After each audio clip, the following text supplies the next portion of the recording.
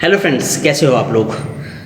तो फ्रेंड्स, हमारे कॉलेज में जो ग्राफिकेरा हिल यूनिवर्सिटी में जो मीडिया मास कम्युनिकेशन डिपार्टमेंट द्वारा जो यात्रा का जो कॉन्क्लेव आयोजित किया गया है, जिसका उद्देश्य है कि उत्तराखंड में पर्वतीय क्षेत्रों में हो रहे पलायन और वहाँ के जो पर्यावरण के विकास के लिए क्षेत्र में विख्यात शख्सियत को आज हमारे कॉलेज में आमंत्रित किया गया है और उनके माध्यम से स्टूडेंट और जो आम लोग हैं, आम जनता लोग हैं को यह बताने का प्रयास किया है कि किस तरीके से हम लोग जो है अपने पर्यावरण के विकास और हमारे उत्तराखंड के हिमालय क्षेत्र में जो हो रहे पलायन को कम कैसे कर सकते हैं।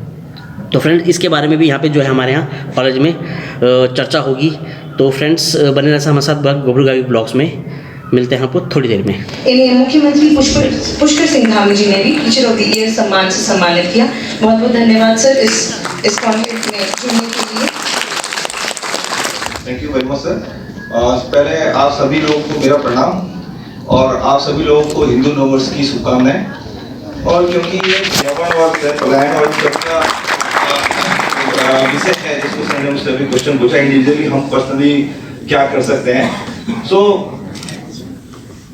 इसका आंसर देने से पहले उस नेचर प्रकृति की वंदना करता हूँ थ्रू दिस श्लोका। या देवी सर्वभूतेषु प्रकृति रूपेण संस्थिता नमस्तस्यै नमस्तस्यै नमस्तस्यै नमो नमः।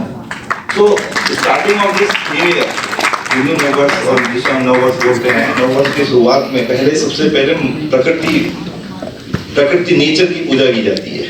सो डायरेक्टली और इनडायरेक्टली इंडिविजुअली हम लोग अपनी प्रकृति से जुड़े हुए।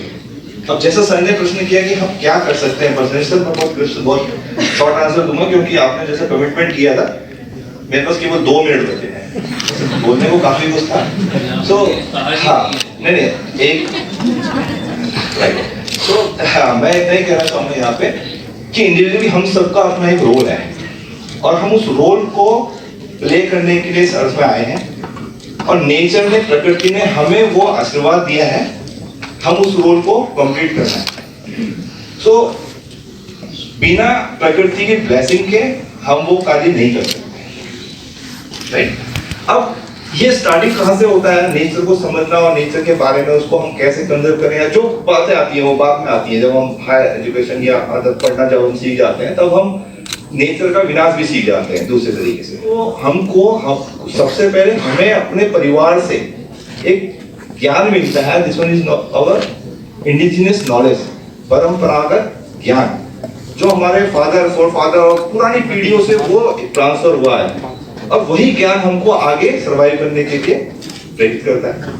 अब हमें शुरू से बचपन से ही बता दिया जाता है, अगर आप सभी बच्चे जानते होंगे, पेरेंट्स ये बोलते हैं कि फूल नहीं तोड़ना चाहिए, राइट।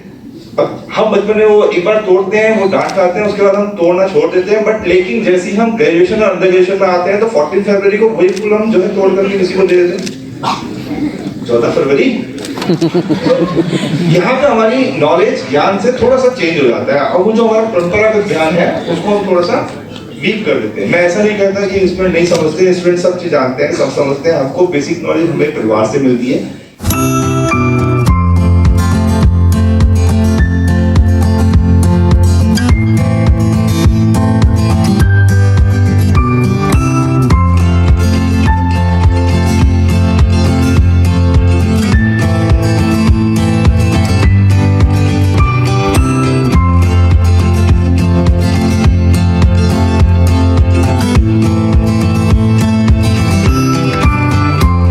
बहुत अच्छे गंभीर विषय पर हम लोग यहाँ पर एकत्रित हुए हैं और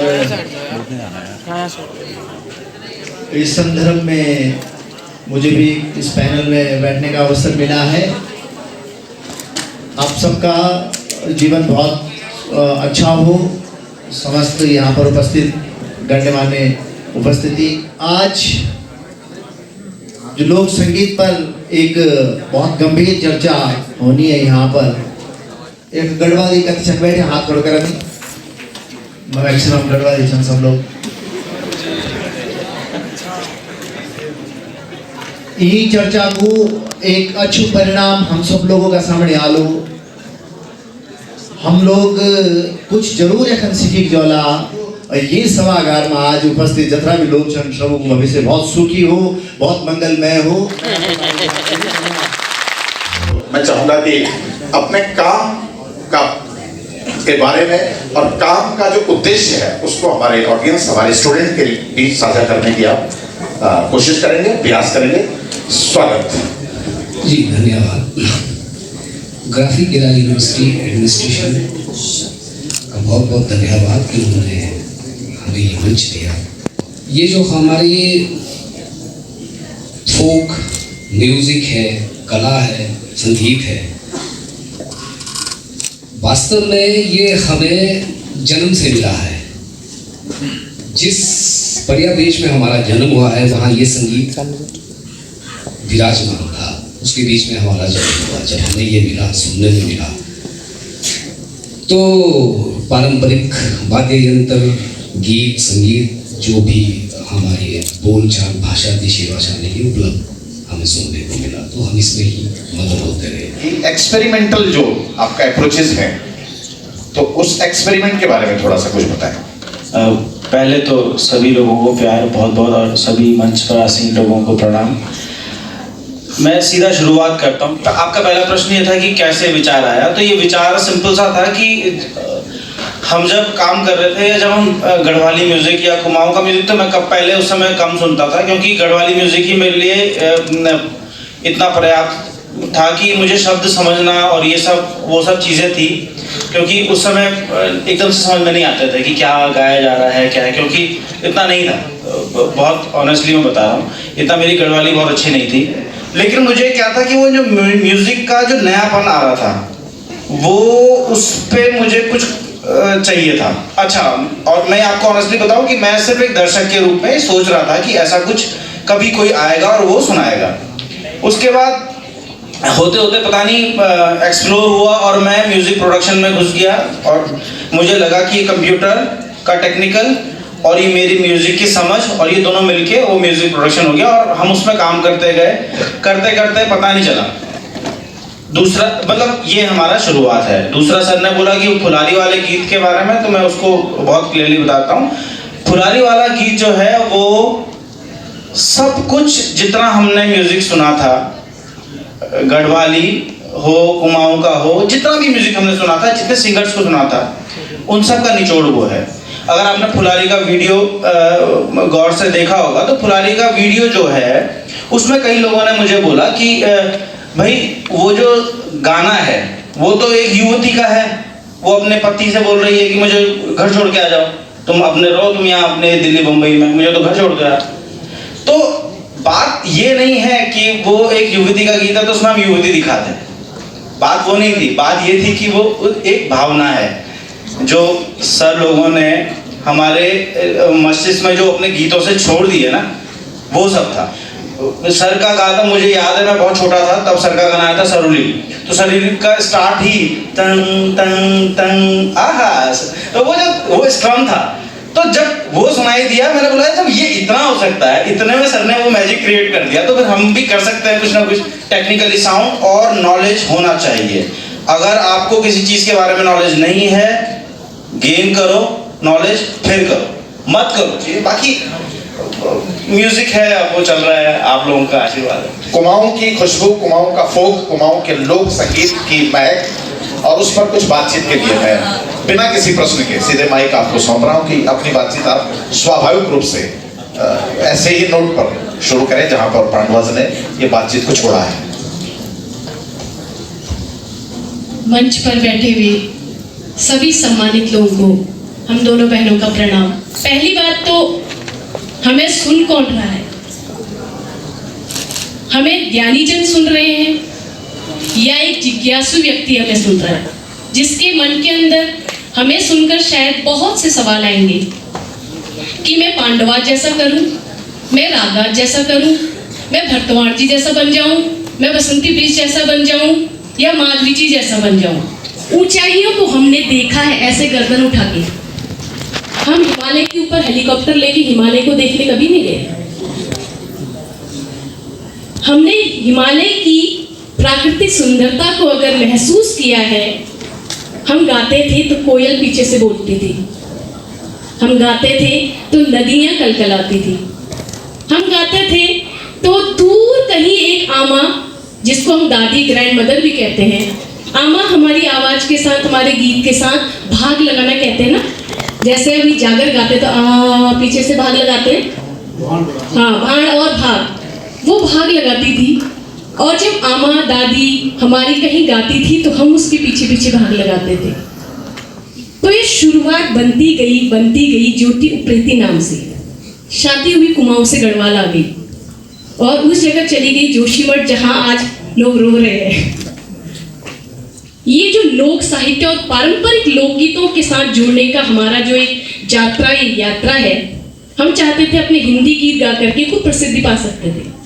मैं एक संगीत अध्यापिका हूँ और ये फिजियोथेरेपिस्ट है। हमारी पहचान, अगर हम लंदन में बैठे हैं तो हमारी पहचान है भारतीय। अगर भारतवर्ष के किसी अगर राज्य में है तो हमारी पहचान है उत्तराखंडी, हिमाचली या फिर असमी। हमारा जो म्यूजिक है जिस पे हम लोग काम करते हैं उस पे हो रहा है। हमने धीरे धीरे नवीनीकरण के लिए, कुछ नया करने के लिए, हमने उसमें इतनी शब्द मुझे बोलना नहीं चाहिए लेकिन बहुत फुहड़ता डाल दी। आप कभी सुनने बैठेंगे आपको लगेगा अरे ये उत्तराखंड का गीत है क्या। कभी कभी तो ये भी समझ नहीं आता कि उत्तराखंड का ही गाना बज रहा है। अगर आपको लैंग्वेज समझ नहीं आती है तो आप सोचेंगे पता नहीं कहाँ का गाना ही बज रहा है। तो इसके संरक्षण के लिए हमको जरूरत पड़ रही है, क्योंकि हम ही लोगों ने वो चीज़ें खराब करी है, हम ही लोग उसके जिम्मेदार हैं। और आज इसीलिए हम लोग सब यहाँ पर एकत्रित हुए हैं। तो मैं अपनी संस्कृति को ना उसी तरह देखती हूँ। हमारी जो पुरानी चीज़ें हैं, हमारी जो धरोहर है, हमारी जो संस्कृति है, वो उस पेड़ की जड़ें हैं। जब तक वो जड़ें सुरक्षित हैं, जब तक वो जड़ें हैं, हमारी संस्कृति का पेड़ हमेशा लहराता रहेगा। तो हमने उसकी शाखाओं को काटना नहीं है, हमने अपनी जड़ों की तरफ वापस आना है। और जब आप, हमारा जो भविष्य है आने वाले समय में, जब आप लोग इस चीज़ों को समझेंगे ना, तो शायद हम लोग कहीं किसी न किसी उसमें ना ही पलायन को भी रोक पाएंगे। जब आप देखेंगे कि मैं अपने गांव में रहकर मैं क्या कर सकता हूँ, अपने गांव जाइए, वापस जाइए, वहाँ पर अभी भी दादा दादी बूढ़े आपके होंगे, उनसे मिलिए, वो खजाना है इस चीज़ के। और हमारी जो संस्कृति, हमारे संस्कार, हमारी परंपराएं हैं, वो कहाँ से मिलती है हमें? हमारे परिवार से, हमारे समाज से, हमारे गांव से। तो मैं ये आप लोगों को क्यों बोल रही हूँ? क्योंकि आप लोग आने वाला भविष्य है हमारे उत्तराखंड का, हमारे बहुत सारे लोग होंगे जो दूसरे राज्यों से होंगे। तो मैं सभी को बोलना चाहूँगी अपनी अपनी संस्कृति से जुड़े। ये लोकगीत मैंने हजारों लोकगीत किताबों में लिख दिए हैं स्वरलिपि सहित। अब तुमको मैं चाहती हूँ कि मैं हर जगह जाऊँ और उनको बच्चों को सिखाऊं। अगर एक स्कूल में मैंने 4 लोकगीत सिखा दिए, तो अगर 1000 स्कूल में गई तो 4000 लोकगीत संरक्षित हो जाएंगे हमारे। तो वहाँ पर घर घर से सबको ढूंढ के लाई, किस किस को नहीं फॉर्म दिया होगा। मैंने गांव गांव गई होंगी, हजारों किलोमीटर पैदल, वो भी रिकॉर्डिंग के लिए। और वहां पर अगर कोई बढ़िया गा रहा है, ले फॉर्म भरा, राजानामा। कितनों को सुधारने के लिए अपना स्वभाव भी बदला, तो उससे क्या हो गया? ब्लड प्रेशर हाई भी है। क्यों? प्रीतम भरतवाण जाती ना, उसको मैंने कहा तू केवल जागर ही गाएगा और मैं तेरे को देख लेना। ईश्वर परमात्मा ऐसे सबको बनाया, सब है, एक से एक हुनर सबके पास होता है, लेकिन उसको जीना पड़ता है और उसमें डरना नहीं पड़ता। अब हमारे यहाँ गांव में जो है, जब मैं वहां गई मेरठ, तो मैंने उनसे बोला अच्छा बताओ कौन सा लोकगीत सीखोगे। उन्होंने मांगा भी सीखा मुझसे। और धन मेरी धनोली धना धन तेरी रस कमारा धन मेरी, ये मैंने अहमद हुसैन, मोहम्मद हुसैन से भी गवाया। ऐसे ऐसे लोकगीत हैं हमारे। किसी भी निकष पर आप देखो, संगीत के दृष्टिकोण से, आप भाषा की दृष्टिकोण से एकदम सबसे आगे, और भाव की दृष्टि से तो है बहुत बढ़िया। और माता पार्वती का जो ये जन्म स्थली है, तो इसमें भी बहुत सारे ऐसे ऐसे लोकगीतों को मैंने देखा है कि जिनमें मुझे लगा कि है ऐसे भी हो सकता है क्या, ऐसे भी था क्या, तो वही सब दिखाता है। अगर आपको अपने संस्कृति के लिए समर्पित होना पड़ेगा। ऐसे नहीं कि आज एक करा कल दूसरा करा, ये नहीं। एक सूत्री कार्यक्रम कि मुझे इसको कहां से कहां विश्व लेवल पर बैठाना है। बहुत जरूरी है कि अपनी संस्कृति को हम उसके लिए समर्पित हों। बना दिया हमारे ढोल सागर में लिखा हुआ है 36 वाद्य यंत्र।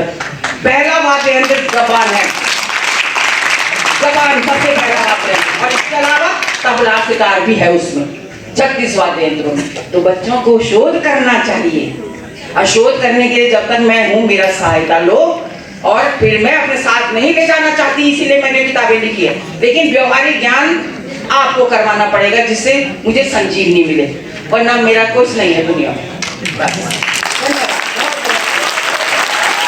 ये हमारे जो संस्कार हैं, जो हमारे सोचने की शक्ति है, हम दूसरी बुराइयों से, इन जागरों से, हमारे गीतों से हमारे मन को नियंत्रण मिलता है।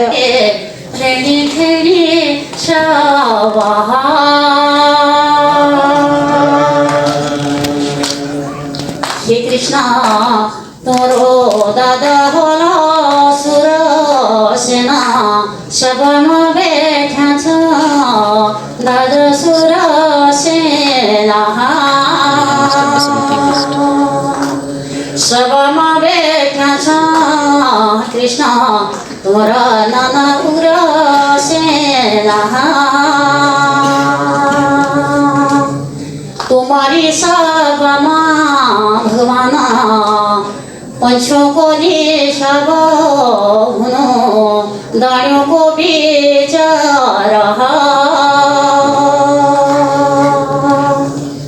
कि उनकी सभा में पंचों को भी दाना गिन के दिया जाता था, इतना न्याय होता था। तो फ्रेंड्स, जो ये इवेंट था जिसका नाम जात्रा था, तो ये इवेंट इतना मस्त और इतना बेहतरीन इवेंट था। आप मेरे ब्लॉग में देखना किस तरीके से। तो इसमें जो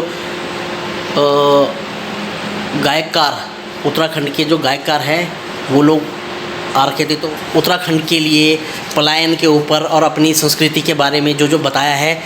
तो हमारी जो बोली भाषा है, जहाँ मिलता है तो आप अपनी बोली भाषा का प्रयोग कीजिए। हिंदी इंग्लिश तो चलती है, तो अपनी बोली भाषा भी ज़रूरी होनी चाहिए।